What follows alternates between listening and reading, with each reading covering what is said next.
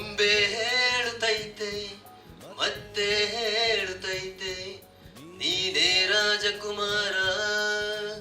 ಹೊಸ ಬೆಳಕೊಂದು ಹೊಸಿಲಿಗೆ ಬಂದು ಬೆಳಗಿದೆ ಮನೆಯ ಮನಗಳ ಹಿಂದು.